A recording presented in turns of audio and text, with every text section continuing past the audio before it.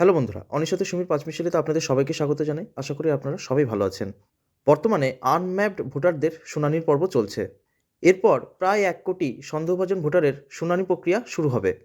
আরেকবার ভাবুন তো, যে মানুষটার শুনানির নোটিশ পাওয়ার কথাই নয়, তাকে যদি ভুল করে নির্বাচন কমিশন শুনানির নোটিশ দেন, সেটা কি স্রেফ ভুলই হবে নাকি সেটা ভয়ঙ্কর ভুল হবে? আর এই ভয়ঙ্কর ভুলের কারণে যে লক্ষ লক্ষ ভোটার শুনানির নোটিশ পেয়েছেন, এখন সেই নোটিশই বাতিল করলো নির্বাচন কমিশন। বন্ধুরা, আজ এই ভিডিওতে আমি এই সম্পর্কে বিস্তারিত বলবো। তাহলে চলুন ভিডিওটা শুরু করা যাক। বন্ধুরা, এসআইআর পর্ব শুরু হওয়ার আগে ২০০২ সালের ভোটার তালিকার সঙ্গে ২০২৫ সালের তালিকা লিঙ্ক করার কাজ শুরু করেছিল নির্বাচন কমিশন। আর সেই অনুযায়ী ২০০২ সালের তালিকায় থাকা ভোটারদের নাম আপলোডও করা হয়েছিল বিএলও অ্যাপে। কিন্তু সম্প্রতি জানা গেছে যে সেই কাজে ব্যাপক ত্রুটি রয়ে গেছে। শেষ এসআইআরে অর্থাৎ ২০০২ সালের ভোটার তালিকায় নাম থাকা সত্ত্বেও কয়েক লক্ষ ভোটারের নাম আপলোডই করা হয়নি। আর কমিশনের এই ভুলেই ভুগতে হয়েছে সাধারণ ভোটারদের। আর অ্যাপে তথ্য না থাকায় এইসব ভোটারকে খুঁজেই পাননি বুথ লেভেল অফিসাররা, মানে বিএলওরা। সেই কারণে সেই সমস্ত সাধারণ ভোটাররা এনুমারেশন ফর্মও হাতে পাননি।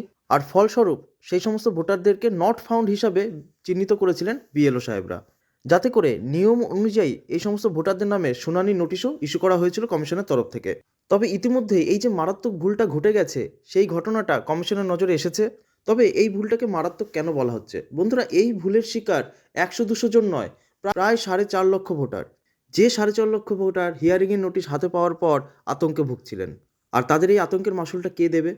যাই হোক, ত্রুটি সামনে আসার পর রীতিমতো নির্দেশিকা জারি করে কমিশন জানিয়েছে যে এই ধরনের ভোটারদের যদি শুনানির নোটিশ দেওয়া হয়ে থাকে, সেক্ষেত্রে অবিলম্বে বিএলওরা ফোন করে তাদেরকে জানাবেন আর বলবেন শুনানিতে না আসার জন্য।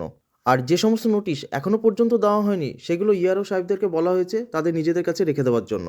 আর সেই সাথে বলা হয়েছে যে সিস্টেমের যে ভুল ত্রুটি রয়েছে, সেই ত্রুটিগুলো সংশোধন করে নিতে হবে।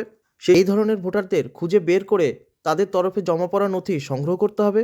সবশেষে ডিইও সাহেবদের তত্ত্বাবধানে সেই নথি আপলোড করবেন ইআরও সাহেবরা, যাতে ভোটারকে শুনানির সম্মুখীন না হতে হয়। তবে কমিশনের তরফ থেকে এটাও জানানো হয়েছে যে অলরেডি যে ৪.৫ লক্ষ ভোটারকে চিহ্নিত করা হয়েছে, তাদের নামে ইস্যু হওয়া হিয়ারিংয়ের নোটিশ বাতিল করা হয়েছে।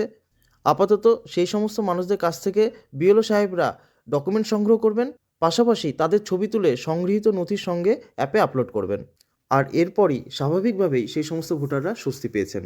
তবে বন্ধুরা, আমার পরামর্শ যে আপনারা যারা যোগ্য ভোটার, যাদের নাম ২০০২ সালের ভোটার লিস্টে ছিল কিন্তু দেখছেন যে তাদের নাম ড্রাফট লিস্টে নেই, তারা অবশ্যই আপনার এলাকার বিএলও সাহেবের সাথে ফোনের মাধ্যমে যোগাযোগ করুন। সেই সাথে ইআরও, ডিএম এবং ইলেকশন কমিশনকে ৩টি আলাদা আলাদা ইমেল করুন। আর সেই সাথে আপনাদের এলাকায় যেখানে হিয়ারিং হচ্ছে, মানে সেটা বিডিও অফিস হতে পারে বা এসডিও অফিস হতে পারে বা ডিএম অফিস হতে পারে, সেখানে একটা লিখিত আবেদনপত্র জমা করুন, যাতে করে আপনিও এই শুনানির ভোগান্তির হাত থেকে মুক্তি পেতে পারেন। তাহলে বন্ধুরা, আশা করি আপনাদেরকে আমি সঠিক তথ্য দিয়ে সাহায্য করতে পারলাম।